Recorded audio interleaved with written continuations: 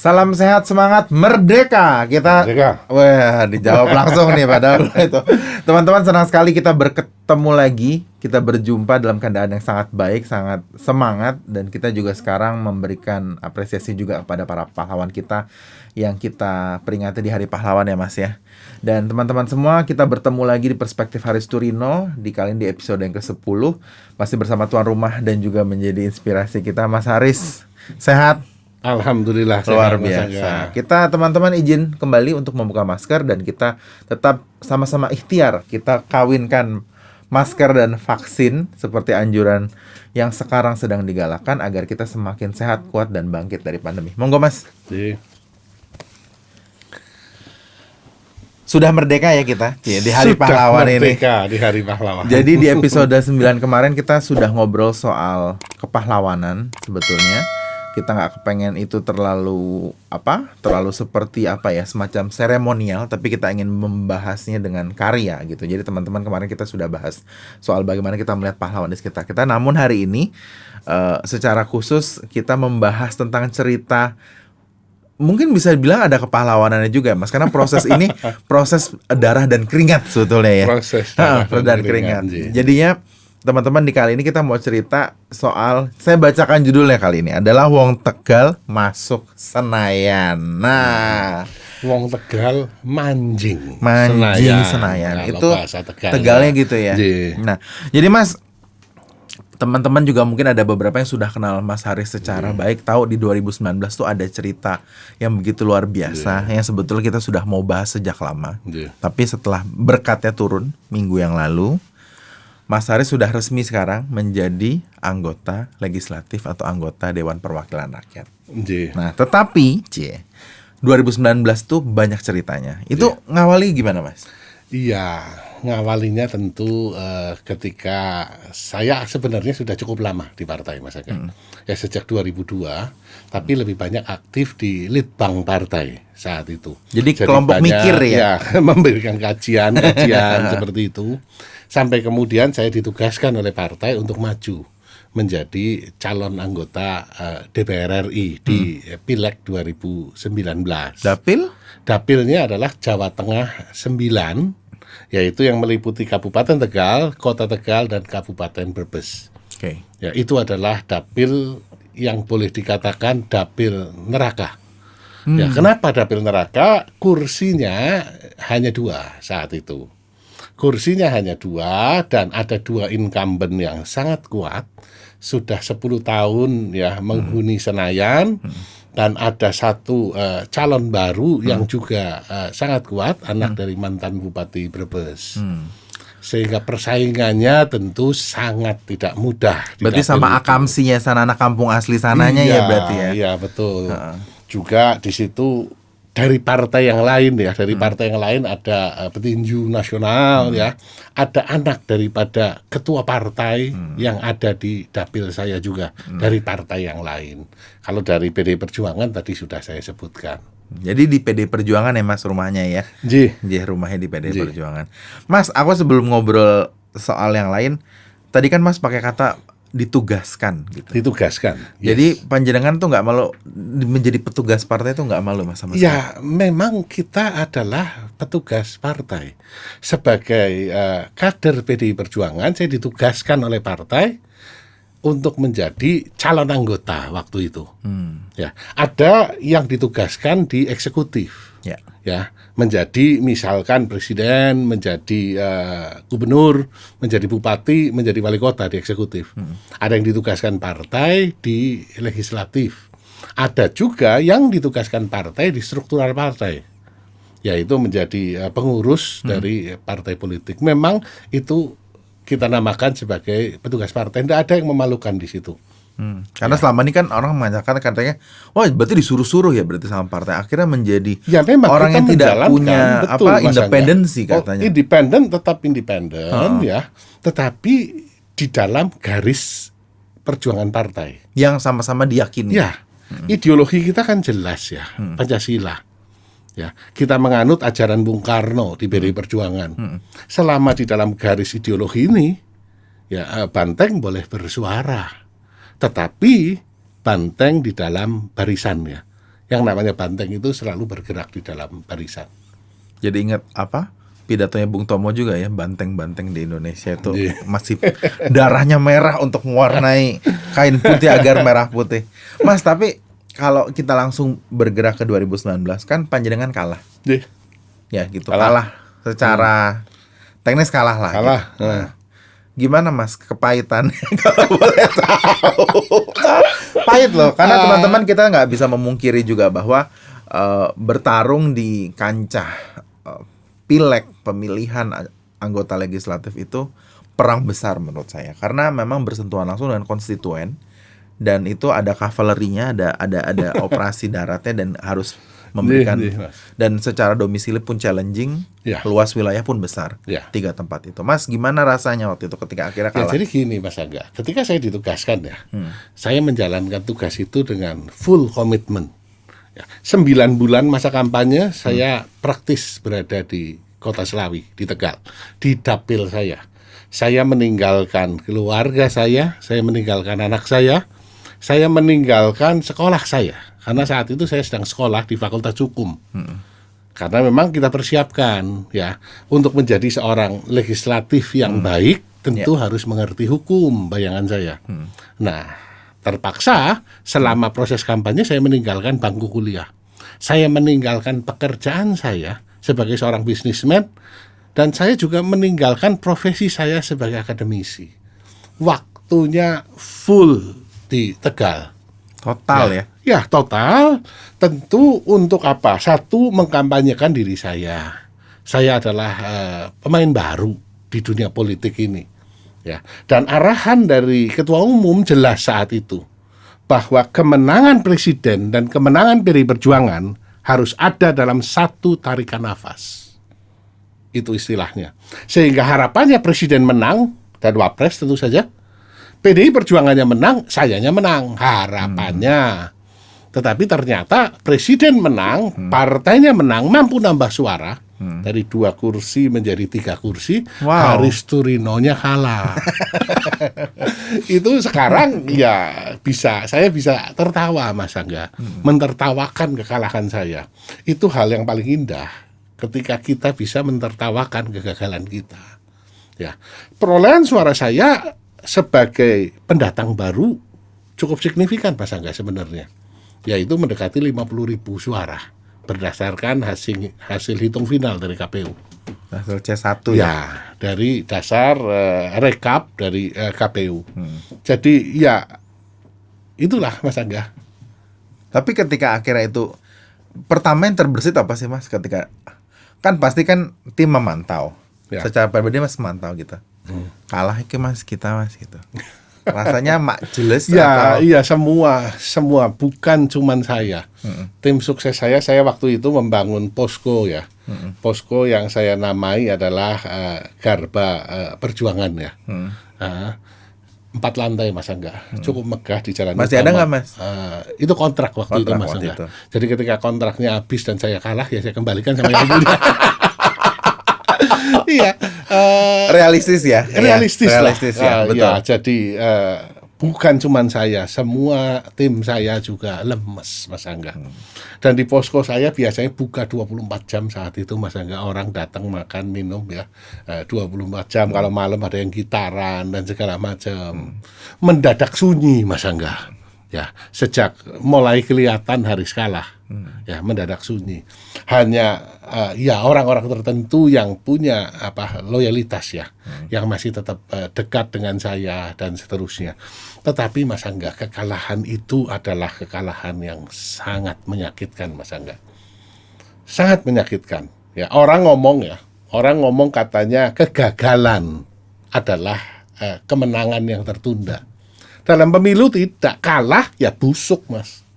Nggak ada cerita lain, busuk. Ya, yang menang ya tentu menikmati. Ya, ini yang terjadi Mas Angga. Ya, masih untung. Orang Jawa terlalu untung, ya kan? Saya punya keluarga, ya istri, anak-anak saya, ya, yang selalu mendukung saya, baik ketika saya kalah maupun ketika saya menang.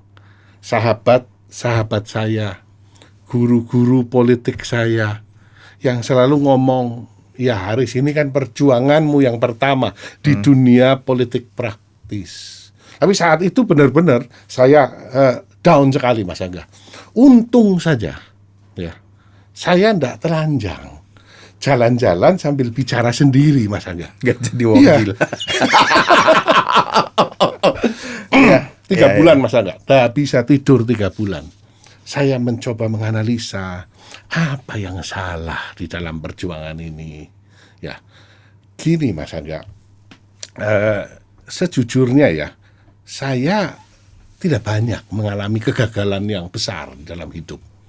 Ya, saya masih ingat ya, kegagalan saya yang pertama adalah di SMA. Saat itu saya mengikuti seleksi untuk menjadi exchange student ke Amerika lewat American Field Services. Ujiannya itu saya di Tegal, ujiannya di Semarang dalam 9 tahap. Dan saya mendapatkan ranking pertama. Tetapi final decision saya tidak diberangkatkan, Mas Angga. Padahal itu kesempatan yang luar biasa dari seorang Haris Turino, orang kampung ya, kepengin sekolah di Amerika selama 1 tahun exchange student di sana. Tapi saya tidak diberangkatkan. Itu kegagalan pertama, Mas Angga. Itu digagalkan tepatnya. Iya, tapi kita tidak tahu apa sebabnya. Ya. Kemudian yang kedua, Mas Angga, ketika saya selesai S1, ya, dari Tegal kampung ke Salatiga kampung lagi, berangkat ke Jakarta. Untuk bekerja, saya diterima di satu perusahaan trading chemicals ya. Dan saat itu saya menjalani masa percobaan di divisi food and flavor. Saya belum married saat itu. Setelah 3 bulan, persis setelah 3 bulan saya dipanggil sama bos. Saya masih ingat itu jam 2 siang. Dan dinyatakan, mohon maaf, panjenengan tidak lulus masa percobaan. Geledek nyamber, jeder. Iya, jeder, ya kan? Malu. Isin. Malu sama keluarga, malu sama teman-teman. Masa percobaan saja tidak lulus, Mas Angga.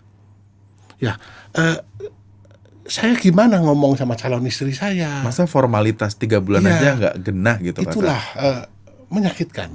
Ya, tapi ya itu keputusan perusahaan. Ya, saya beres-beres, Mas Angga. Saya beres-beres dan saya akan tetap tunggu jam 5. Karena peraturan perusahaan pulang jam 5.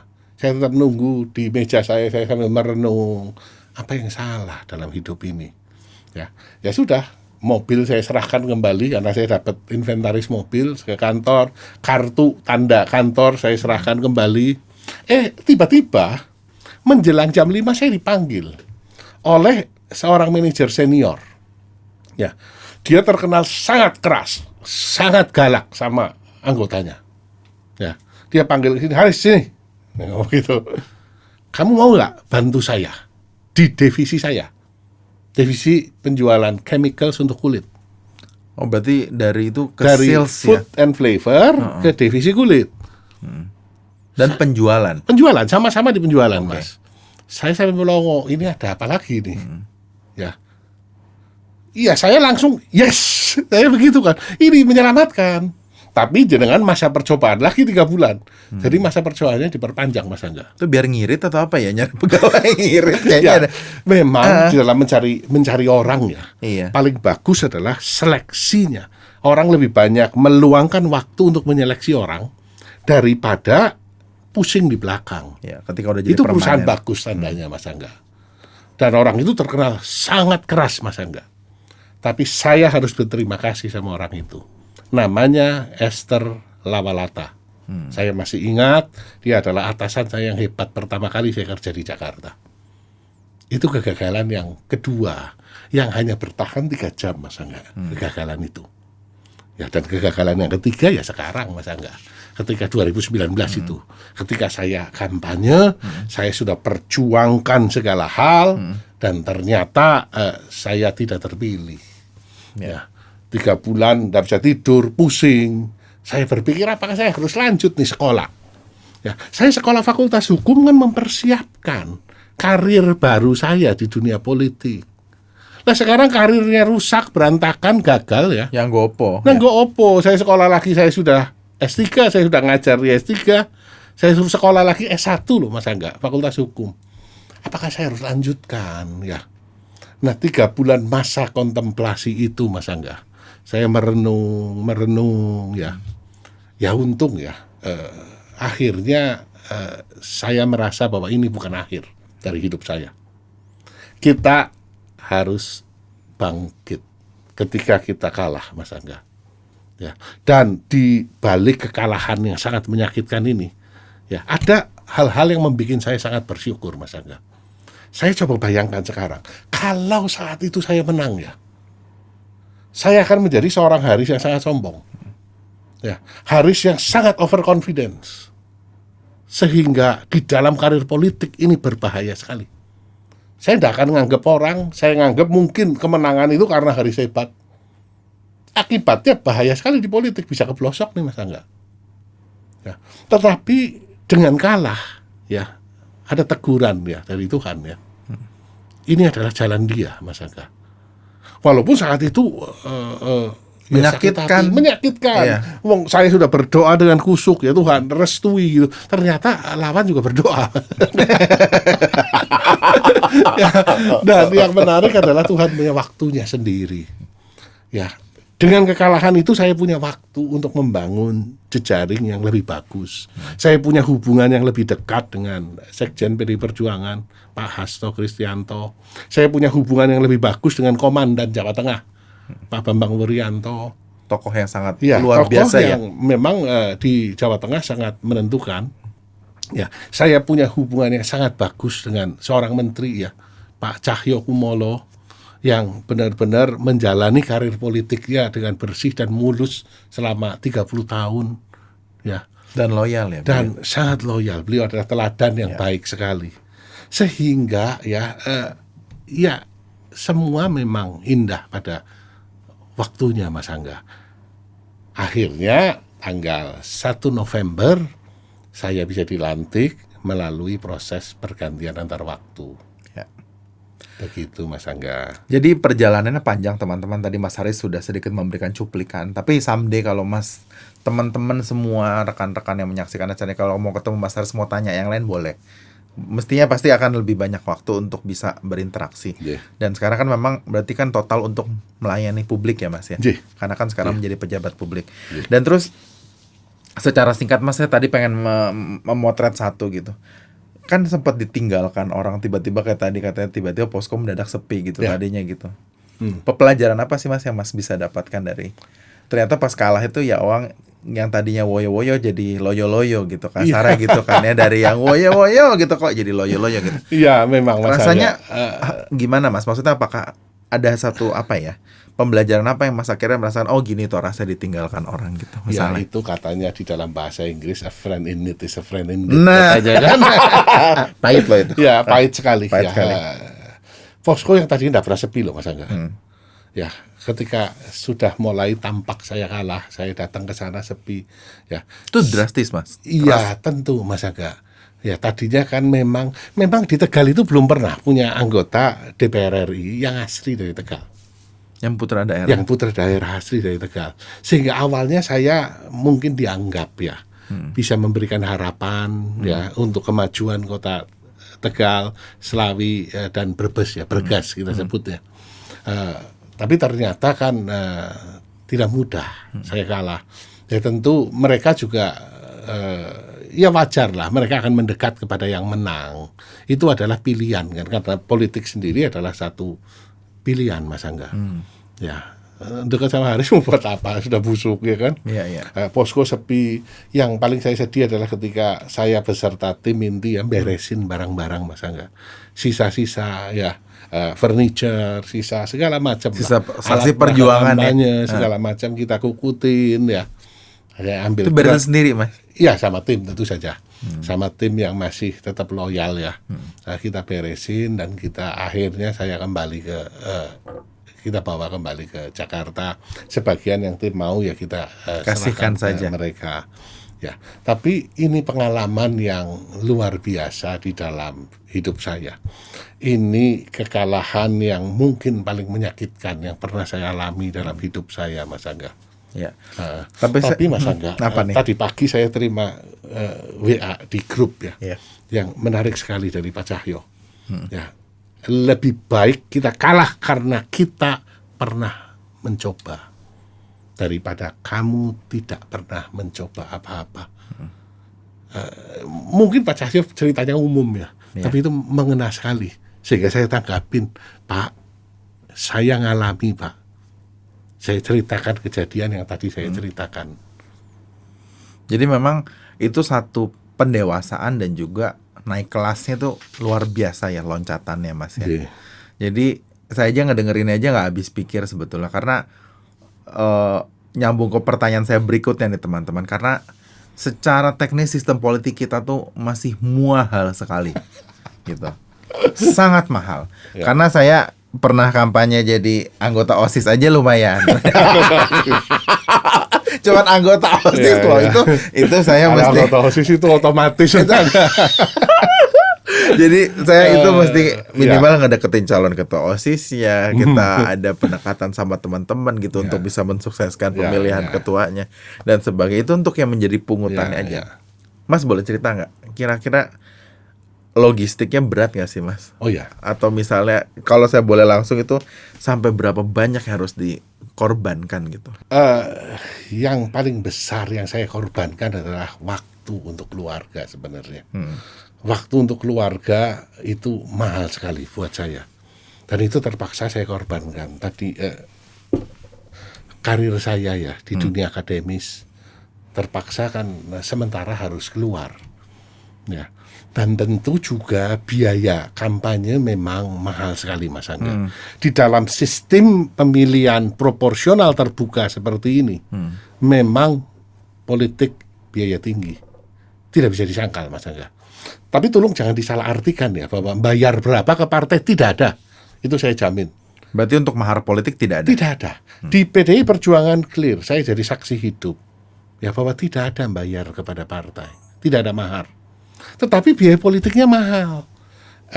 Alat peraga kampanye misalkan, ya, alat peraga kampanye itu bikinnya tidak terlalu mahal, Mas Angga. Tetapi masangnya kan dia tidak bisa pasang sendiri. Iya, nggak bisa ditaruh tiba-tiba muncul kan ya, Mas? Masangnya itu yang jauh lebih mahal. Berikutnya setelah masang, kudu ada yang jagain. Kalau enggak dicopot orang. Atau jadi Pinocchio besoknya mukanya. Ya, mukanya jadi Pinocchio. Itu berkali-kali saya alami ya. Jadi itu mahal sekali. Ya, belum lagi biaya saksi. Ya, sebagai calon saya harus punya saksi. Ada 12.000 TPS di dapil saya, Kabupaten Tegal, Kota Tegal, dan Kabupaten Brebes, total kira-kira 12.000 TPS. Nah, kalau 12.000 TPS ya, kali satu TPS saya jagain satu orang saksi. Kan saksi ini kudu dibayar, bukan money politik. Bukan, tapi untuk kudu dibayar, ya kan? Untuk mengawal suara, kali 200.000 aja sudah 2 miliar lebih, Mas Angga. Belum guraklih ya, regu penggerak pemilih di daerah-daerah basis dukungan saya. Ya dia akan datengin beberapa rumah, ayo dong berangkat milih dong. Ya, itu jumlahnya besar, Mas Angga. Dan itu memang sistem politik ya masih seperti itu, Mas Angga. Ini mungkin ke depannya ya, saya tidak tahu ya apakah pembahasannya akan menggunakan sistem pemilihan terbuka, tetap atau tertutup atau semi tertutup. Kita belum tahu arahnya, Mas Angga. Tetapi itu menjadi satu catatan karena Mas sebagai pelaku langsung, Mas juga melihat bahwa ini bisa menjadi satu ruang pembelajaran dan juga mestinya ada semacam pemikiran ya untuk bagaimana politik kita bisa berlangsung lebih produktif, lebih sehat, dan juga tidak menciptakan satu dampak kelanjutan yang tidak baik juga. Iya, jadi harapannya ya orang-orang terbaik yang berjuang ya menjadi calon anggota legislatif ketika kalah ya jadi lebih miskin. Ya, ini ya karena biayanya mahal. Ini yang perlu dicari solusinya. Perlu dicari solusinya agar ya orang yang sudah berjuang ya layak dihargai. Ya. Nah, ketika setelah selesai saya kalah tadi ya, kan pilihan, Mas Angga.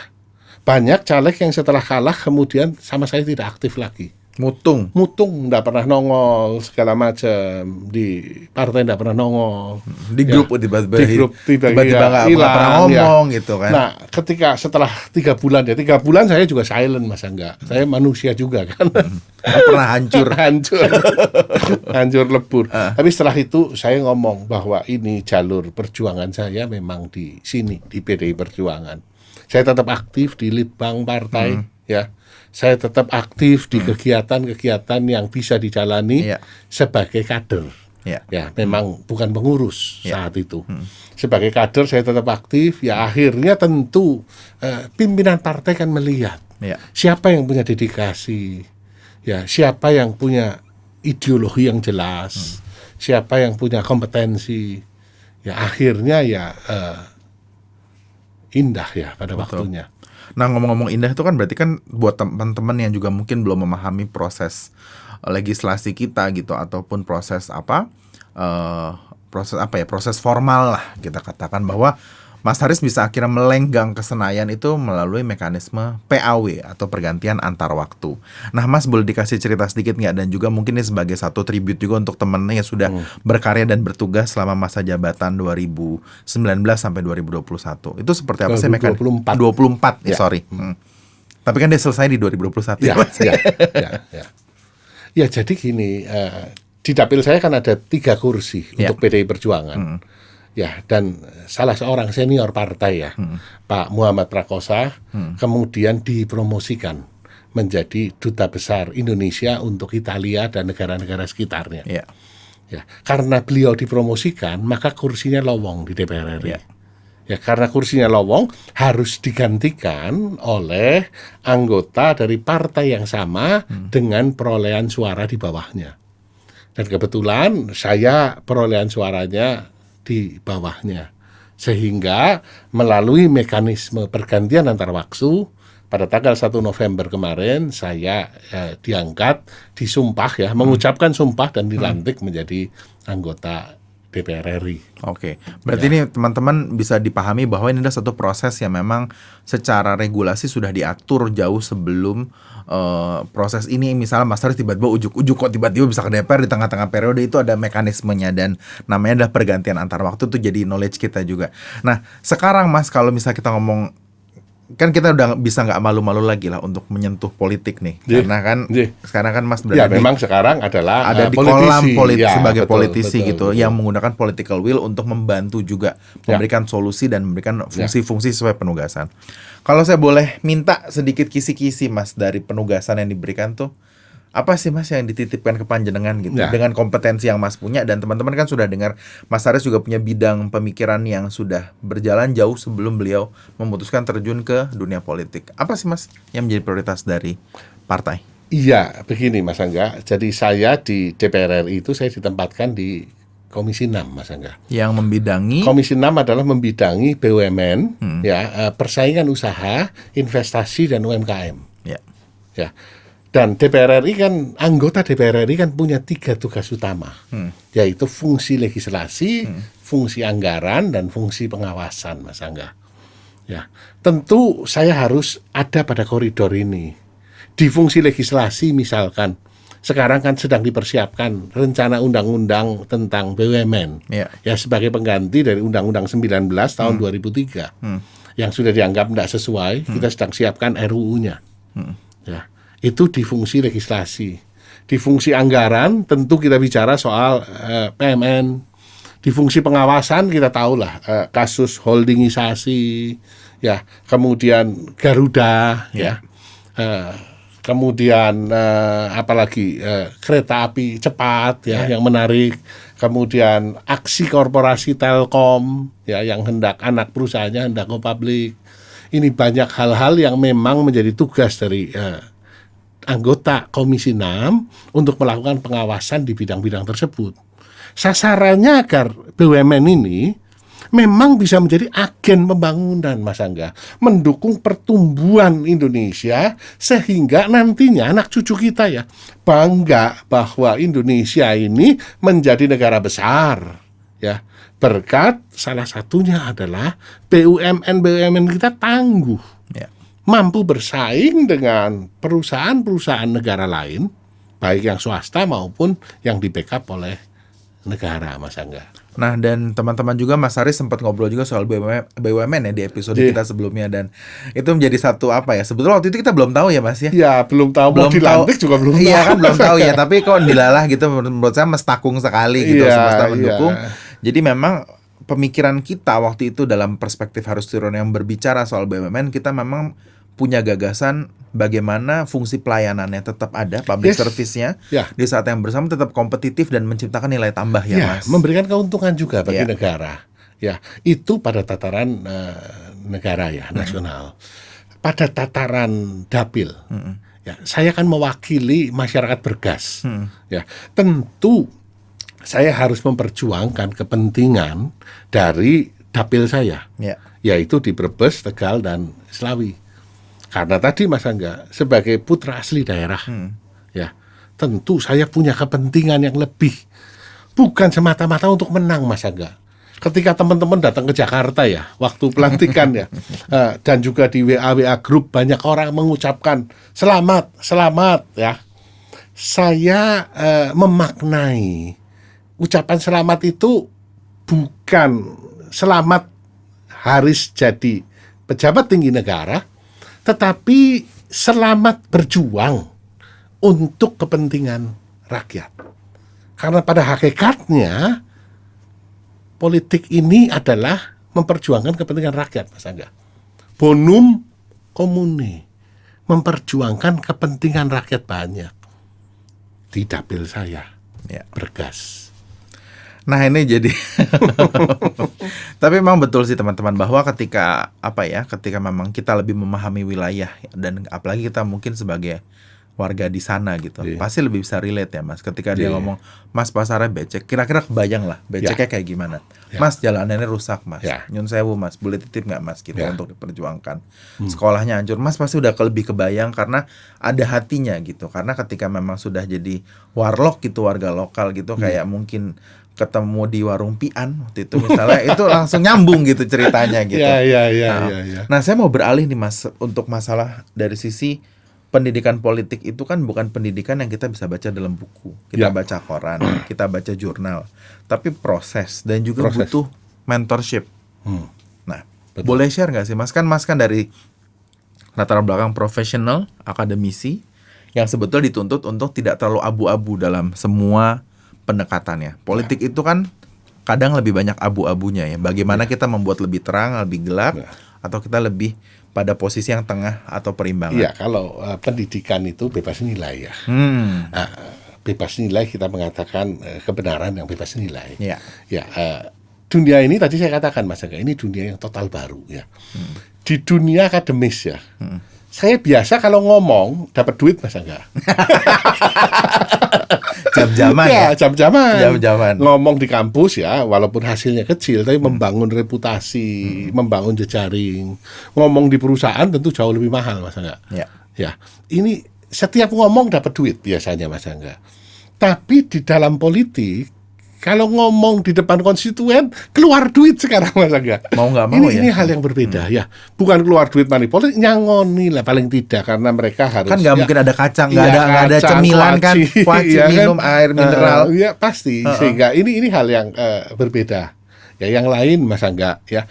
Di dunia akademis dikenal satu pameo yang mengatakan bahwa orang boleh berbuat salah, tapi jangan berbohong. Ya kan?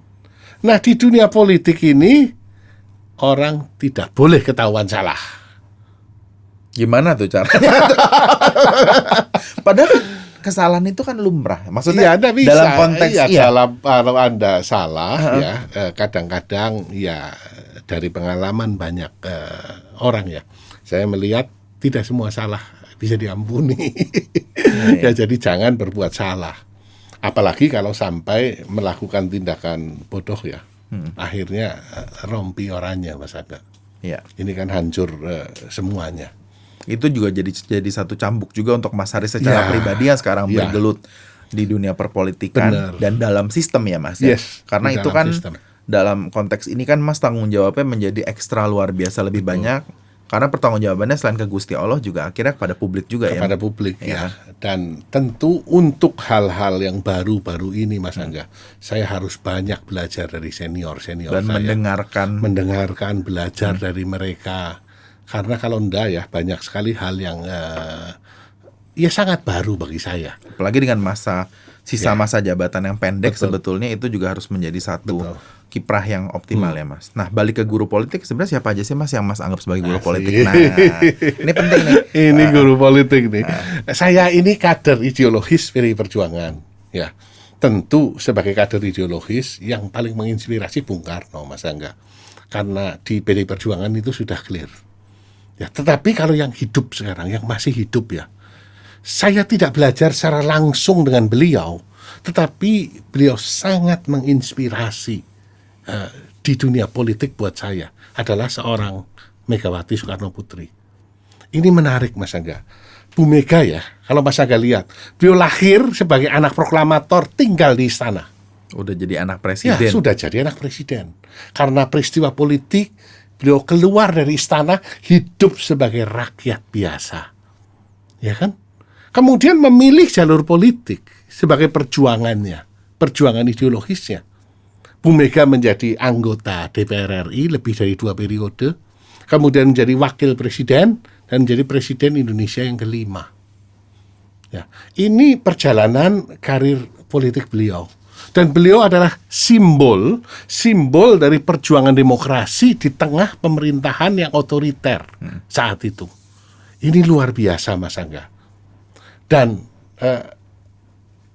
bagi Ibu Mega ada satu hal yang paling penting yang saya pelajari.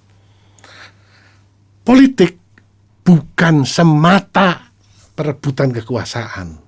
Politik adalah wujud kemanusiaan di dalam membangun peradaban Mas Angga. Ya, di mata kita ya, anggota PDI Perjuangan ya, orang boleh bicara apa, tetapi di mata kita Bu Mega ini orang yang ngayomi, lembut, tapi sekaligus tegas dan berwibawa itu Mas Angga. Pendiriannya luar biasa Mas Angga. Kita ngomong ya ibaratnya batu karang. Ketika ada ombak dan gelombang, batu karang berdiri tegak. Ketika ombaknya sudah reda, mengalun tenang Mas Angga.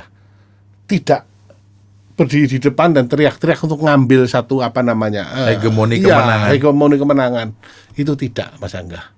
Nah ini menarik. Nah di mata lawan politiknya, ya, ini juga menarik nih. Iya, betul. Ya, Bu Mega adalah orang yang sangat berwibawa Mas Angga. Dan disegani. Sangat disegani Mas Angga. Iya. Kenapa? Prinsipnya clear, kecintaan ibu sama tanah air ya, sama NKRI, sama kebinekaan, Pancasila, Undang-Undang Dasar 1945, clear, tidak bisa ditawar. Ini yang membuat ya, lawan-lawannya keder. Ketika banteng ya, ibu sebagai banteng berdiri dan katakan serbu. Ya, wah, selesai itu. ini benar Mas Angga. Ya, sehingga walaupun saya tidak belajar langsung ya dari beliau, tetapi ini adalah prinsip-prinsip yang beliau yakini, jalani, satunya antara prinsip kata dengan perbuatan yang luar biasa. Hari ini saja pesannya. Mas Angga lihat Ibu Mega bercerita di Instagram. Ya. Enggak cerita yang gimana. Ibu Mega pesan, "Hai anak-anakku, kalau kamu lihat Taman Makam Pahlawan, banyak pahlawan-pahlawan yang tidak punya nama, tidak terdokumentasikan. Tapi ini adalah orang-orang yang sudah berjuang untuk kemerdekaan dulu. Ya, taburkan bunga." Simple Mas Angga, pesannya sangat humanis. Taburkan bunga, ya, sebagai wujud bahwa kita berterima kasih kepada mereka yang sudah berjuang untuk Republik ini. Kan sangat humanis, luar biasa Mas Angga. Saya sedikit saya agak jadi bengong sendiri karena memang kita suka lupa gitu bahwa memang menjadikan bangsa ini tegak berdiri itu darah yang berkorban di masa perjuangan itu memang luar biasa. Dan nanti suatu hari saya titip aspirasi ya Mas ya. Kita mesti bahas Bu Mega tuh dengan lebih mendalam. Mungkin kita bisa ngundang para pihak yang lebih punya yang lebih punya otoritas lah Mas Angga kalau dan itu. juga pengalaman. Kalau saya antenanya belum sampai. Jadi kita sama-sama belajar ya Mas. Nih. Janji ya Mas ya, kapan-kapan kita coba akan bahas ya. Kita akan undang yang lebih punya otoritas untuk cerita. Kalau saya hanya meneladani dari sikap-sikap beliau yang luar biasa. Dan secara pribadi teman-teman kalau misal pengen mengenal sosok Bu Mega tuh banyak sekali pidato-pidato beliau dalam forum partai maupun forum-forum yang memang sekarang sudah banyak bisa diakses di YouTube juga. Saya rasa banyak pembelajaran yang bisa kita dapat ya Mas. Dan menurut saya beliau adalah tokoh politik yang sangat-sangat menurut saya paling besar saat ini, yang paling berpengaruh dan tidak tergoyahkan itu. Karena kalau bahasanya tuh kalau saya pernah dengar dari beberapa pihak, sekali ibu punya mau, dia tidak akan mundur selangkah pun dan akan komit untuk memperjuangkan itu sampai selesai apapun resikonya. Apapun resikonya. Itu luar biasa sekali. Selama untuk NKRI apapun resikonya akan dijalani. Luar biasa.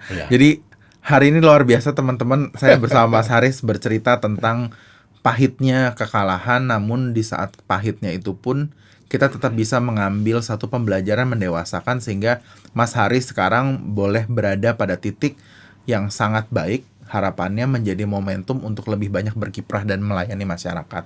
Jadi teman-teman, aku juga titip untuk tetap kritis kalau misalnya tuan rumah kita ini atau Mas Haris ini juga mungkin dalam kiprah di publik, jangan takut untuk mengkritik karena Mas Haris juga orang yang sangat terbuka. Kalau melihat satu hal yang kurang enak, sampaikan di kolom komentar atau apa. Kita bukan tipe yang doyan hapus komen. Kita tunggu aja sebetulnya untuk kita bisa ngobrol. Tetapi sebagai penutup Mas, sambil kita juga mohon dukungan untuk tetap memberikan like, subscribe dan juga memberikan komentar pada channel YouTube Perspektif Haris Turino. Kita pengen juga dengar Mas Haris, siapa Mas yang ingin diberikan apresiasi dan ucapan terima kasih juga dalam proses perjuangan Mas sampai hari ini. Sebagai penutup juga, saya persilahkan, monggo Mas. Ya, tentu ucapan terima kasih kepada Ketua Umum PDI Perjuangan ya, Ibu Megawati Soekarno Putri, kepada Ketua DPR RI, Ibu Puan Maharani, ya, kepada Sekjen PDI Perjuangan, Bapak Hasto Kristianto, kepada Ketua Fraksi, Pak Utut Adianto, kepada komandan saya, yaitu Pak Bambang Pacul, Bambang Wuryanto, ya, kepada guru politik saya, Pak Cahyo Kumolo, ya, yang sudah memberikan kesempatan kepada saya, memberikan kepercayaan kepada saya sehingga hari yang indah ini terjadi, Mas Angga. Itu yang bagian pertama, Mas Angga. Dan juga kepada sedulur, sahabat, batir, nang bergas yang sudah ikut berjuang dulu, ikut dibully ya, calonnya kalah ya, itu terjadi Mas Angga. Tapi mereka tetap tegar ya, mereka ikut berjuang sehingga saya juga harus berterima kasih ya. Tolong tetap dukung saya, ingatkan kalau saya salah ya. Mari kita sama-sama membangun Indonesia dan membangun dapil yang kita cintai. Assalamualaikum warahmatullahi wabarakatuh.